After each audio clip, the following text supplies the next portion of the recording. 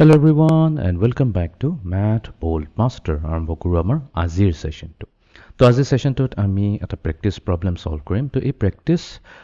সেশনটোৰে আমি কি কৰিম আমাৰ যোনটো কনসেপ্ট আছে এৰিয়া অফ এ সাৰ্কেল সেইটো আমি বুজিবলৈ চেষ্টা কৰিম তো এৰিয়া অফ এ সাৰ্কেলৰ ওপৰত আমি কেইটামান প্ৰেক্টিছ প্ৰবলেম সলভ কৰিম so let us begin Question number 1 ইয়াতে সুধিছে what is the area of the following circle তো এই সাৰ্কেলটোৰ এৰিয়া কি হ'ব ইয়াতে কৈছে পাই যোনটো হ'ব আমাৰ পাই ভ্যালুটো 3.14 ইউজ কৰিব দিছে বা সিম্পলি পাই বুলি লিখি দিব দিছে কোনো প্ৰবলেম নাই পাই ঠিক আছে অনলি ইন টাৰ্মছ অফ পাই বা 3.14 ইউজ কৰিব দিছে তো দুইটাই কাৰেক্ট ভ্যালু লোৱা হ'ব তো এতিয়া এই সাৰ্কেলটোৰ কিন্তু ডি দি আছে ডি মানে কি হৈছে ইয়াৰ ডায়ামিটাৰ তো ডায়ামিটাৰ যোনটো ডি হৈছে সেইটোতো জানো কি হৈছে 2 টাইমছ ৰেডিয়াছৰ ডাবলটোকে আমি ডায়ামিটাৰ বুলি কওঁ তো এইটো দিয়া আছে ইকুৱেলছ টু 10 এতিয়া যদি আমি এই ইকুৱেশ্যনটো লওঁ 2r ইকুৱেলছ টু 10 তেনেহ'লে কি হ'ব 2rক আমি 2ৰে ডিভাইড কৰি দিম আৰু ইফালে 10ক আমি 2ৰে ডিভাইড কৰি দিম সো 2 and 2 গেটছ কেনসেলড r হৈ যাব ইকুৱেলছ টু 5 তো তাৰ মানে আমাৰ ৰেডিয়াছ হৈ গ'ল 5 এতিয়া আমাক উলিয়াব দিছে এৰিয়া এতিয়া এৰিয়াৰ ফৰ্মুলাটো কি হয় এৰিয়াৰ ফৰ্মুলাটো হৈছে পাই r স্কয়াৰ ওকে তো পাই multiply to r square এটা r square কি হৈ গ'ল আমাৰ 5 হোল স্কয়াৰ আমি সিম্পলি ৰেডিয়াছৰ জায়গাত 5 লৈ ললো 5 স্কয়াৰ হৈছে 25 25 টো মই প্ৰথমতে লিখিলো 25 পাই তো এতিয়া এনিও কোৱেশ্চনটোত কৈছে in terms of pi or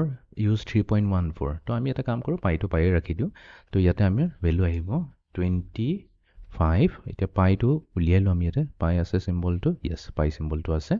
তো এটো হৈ যাব আমাৰ ফাইনাল আনসাৰ ওকে এতিয়া আমি যাও নেক্সট কোৱেশ্চনটো লৈ Find the area of a circle with circumference 50.24. তো area উলিয়াব দিছে circumference টো দিয়া আছে 50.24 এতিয়া circumference মানে কি হৈছে circumference মানে তো জানি আমি 2 pi radius 2 pi into radius কৰিলে আমি circumference পাই যাও আৰু কোৱেশ্চনটোত অলৰেডি দিয়া আছে যে 2 pi r হৈছে ইকুৱেলছ টু কিমান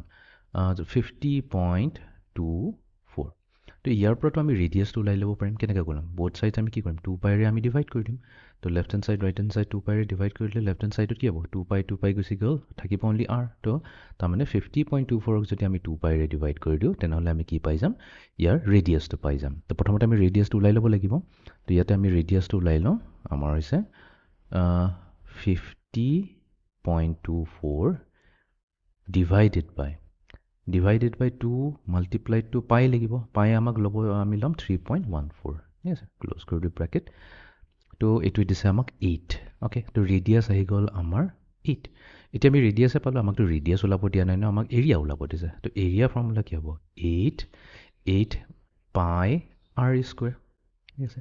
তো পাই ইফালে 8 স্কয়াৰ মানে কি 8 হোল স্কয়াৰ 8 হোল স্কয়াৰ মানে 64 তো আমাৰ এৰিয়া আহিব 64 পাই তো ইয়াতে আমি ভ্যালুটো পুট কৰি দিও 64 এতিয়া multiple of pi okay pi লিখি দিলে হল pi লিখি দিও 64 pi okay এতিয়া আমি যাও নেক্সট কোৱেশ্চন টু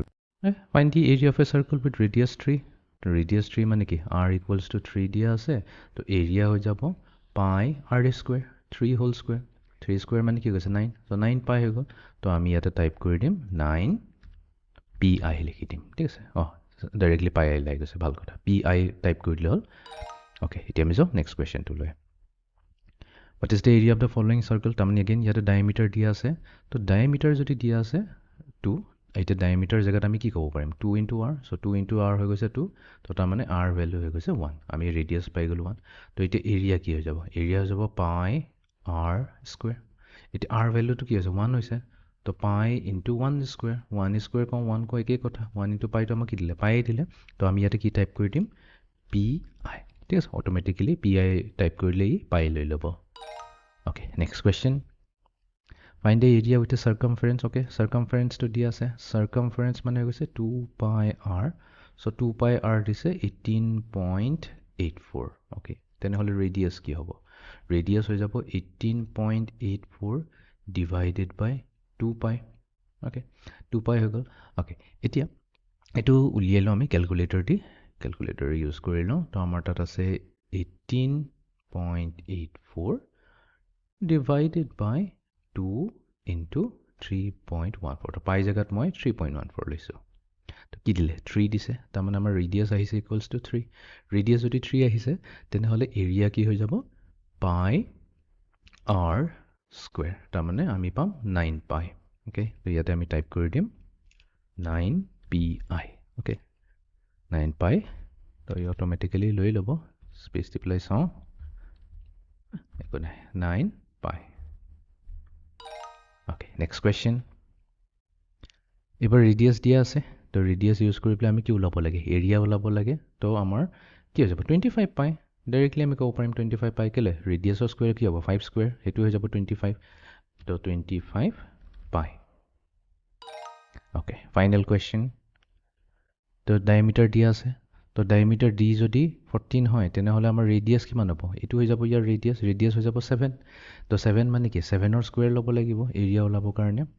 পাই 7 স্কুৱেৰ মানে কি হৈ গ'ল 49 পাই তো এইটোৱে হৈ যাব আমাৰ এৰিয়া আমি ইয়াতে লিখিম 49 পাই তো এনেকুৱাকৈ আমি একেবাৰে easily area of A circle calculate কৰি ওলাব পাৰিম তো এইটোৱে আছিলে আমাৰ আজিৰ প্ৰেক্টিছ ছেশ্যনটো য'ত আমি এটা চাৰ্কেলৰ এৰিয়া ওলাবলৈ শিকিলোঁ so' see you in the next session thank U